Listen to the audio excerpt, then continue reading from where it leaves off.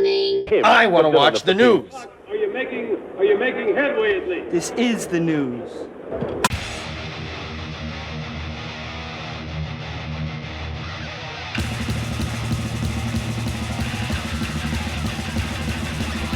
Smack 'em a gob, it's time for the only news that matters on KISS Wednesday.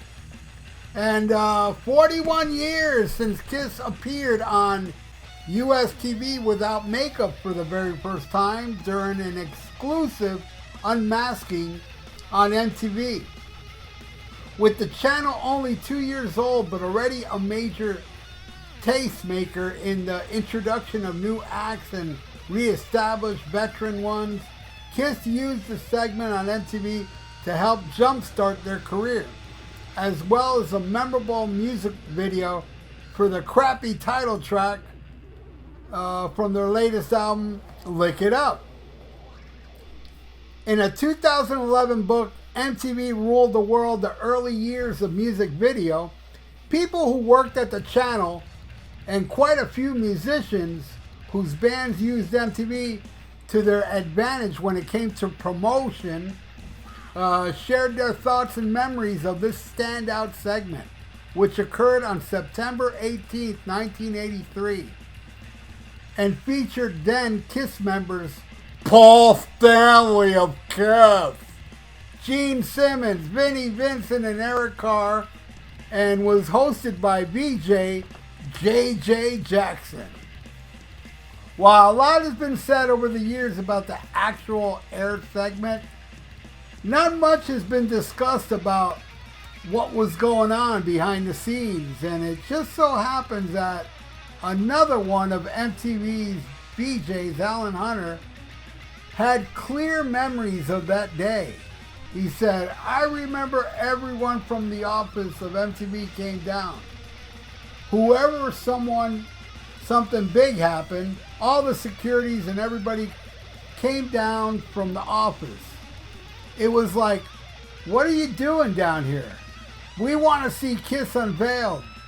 So the hub and the entourages and the publicists and the record company people, it was just packed with all these people.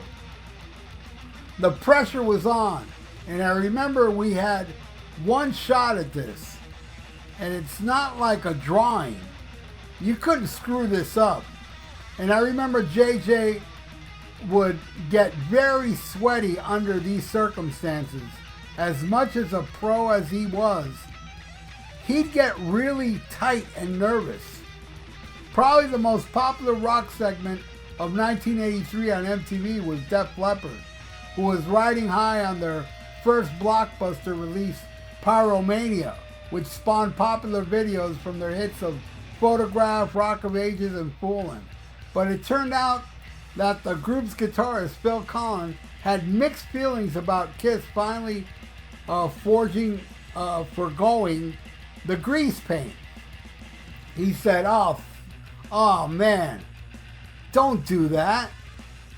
That's what everyone really wanted, for them to be the characters that are KISS.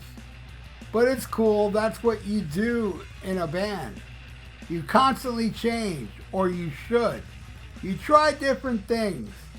It would be really boring if you're done the same thing over and over again. You have to mix it up a bit.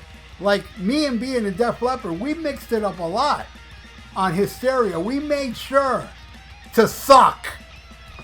Alright, I threw that last part in. Another veteran rock band from the 70s that soon connected with MTV's massive audience would be Heart, whose hit 1985 self-titled album featured countless popular videos as well and helped ignite their career. But like Phil Collins, Heart singer Ann Wilson wasn't all that happy concerning KISS's decision. She said, "I think everybody had that kind of response to that. I think it was put the makeup back on, not because of them personally, but just because that was so much more interesting, to have the makeup on. They had come out with that as their cartoon. The whole thing was that. So for them to suddenly not be that there were tons and tons of other bands that were just like them. They set them apart. However, with all that said, there were others who thought it was a wise career move, including guitarist Bruce Kulick, who wasn't in the band yet. He said, it was pretty interesting. I mean, I knew what the guys looked like, so it wasn't like, ooh, but it was more like, how are they going to handle it? How are they going to go, to the present with this? And I thought it was really cool. The only odd thing to me was I always was going to keep an eye on that position that I wanted, which was Vinnie Vincent. He didn't look like he belonged. Lastly, despite the KISS Unmasking on MTV segment, now considered one of the highlights of the channel in the 80s, according to Rush's Geddy Lee, it didn't exactly move the needle for him personally. In fact, it sounded like he has yet to watch it. He said, no, I didn't see that. I already knew what they looked like. I didn't really think about it. And frankly, I haven't thought about it. I don't think it was such a big deal. Either way, the ploy worked. The Lick It Up album was KISS's most successful album stateside in 3 years, obtaining gold status.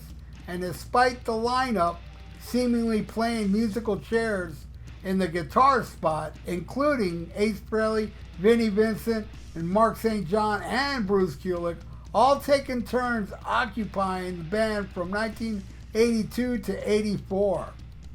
KISS was able to reinstate themselves as one of the more popular rock bands for the remainder of the decade, thanks in large part to the unmasking. I remember the unmasking. It was something, I had MTV at the time. I remember the unmasking. I had MTV at the time. I just got MTV around this time. And I remember people telling me, hey, KISS is, I think it was on Sunday night. Hey, KISS is taking their makeup off on MTV Sunday night. And I was like, well, that's odd because I'm constantly watching MTV now. And I didn't see no announcement. Guess I must have missed it because it did happen. I saw it live as it happened. I haven't heard the song Lick It Up yet, so in the middle of the interview they show the video and I'm like, oh man, after Creature of the Night, this ain't good. But lucky for me, that's the only song I don't like off Lick It Up.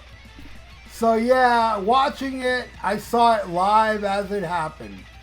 And the one memory I remember, when they were showing each member without the makeup, first I think they showed Vinnie Vincent. See him without the makeup, it looks like E.T., the extraterrestrial. Then they showed Eric Carr without the makeup. That looked like a rock star to me. Nothing wrong with that picture. Then I think they show like Paul Stanley next, right? Paul Stanley's, I'm like, Paul Stanley. He looks like a rock star too. And then they go to Gene. And when they showed Gene without the makeup, I was like, oh boy. No, that doesn't look like a rock star. Not at all. You know what Gene looked like? Gene looked like if you were walking by a pizzeria and there's a guy, with the big window and he's throwing dough up in the air. That's what Gene looked like. He looked like a guy working at a pizza place, not a rock star. I was like, oh man, put the makeup back on, Because Gene looked like a badass with that makeup, And yeah, I saw the tour at the Sportatorium. It was like half full. Was not a good attendance, but what a show. And I did see the Creature show as well. And Vinnie Vincent, man, they really did control him on those 2 albums because after he left, he went all Boys Are Gonna Rock bullshit. Twisted and Animal and shit like that. It sounds like an Angry Bee. Where Paul and Gene controlled, Vinnie Vincent on those 2 albums. And to me, man, Vinnie Vincent was the best thing to happen to KISS in the 80s. After he left, the albums were not as good. Yes, I loved Asylum, but still, it wasn't as good. And the best song they did after Lick It Up was Unholy, a song that he helped them write. But that's my opinion. I love the Vinnie Vincent era of KISS. I love that guitar solo he does at Rock and Rio during Dr. Love. That shit is awesome. Yes, I bash the guy a lot and don't like him as a human being. But man, did he write some great songs with KISS. Best thing to happen to KISS in the 80s. Anyway, what do you all think? Were you there to see the unmasking? Let me know in the comments below. And yeah, what do you all think, man, of the Vinnie Vincent era? Or Vinnie Vincent as a contributor to KISS. Did he save KISS? In my opinion, he did. Probably your opinion, he didn't. But I think he did. He totally saved KISS. But nobody saved KISS more than Bill Aucoin. That's how I feel. But anyway, how do you all feel? Please leave it in the comments below. And thank you so much for watching the only news that matters. And please subscribe to my channel if you haven't. Ring that little notification bell. And like the video. Be awesome for the YouTube algorithms. So stay frosty. Listen to Black Sabbath and smack 'em a gob. Farewell and adieu to you fair Spanish ladies. Farewell and adieu, you ladies of Spain. For we've received orders for to sail back to Boston. And so never more shall we see you again.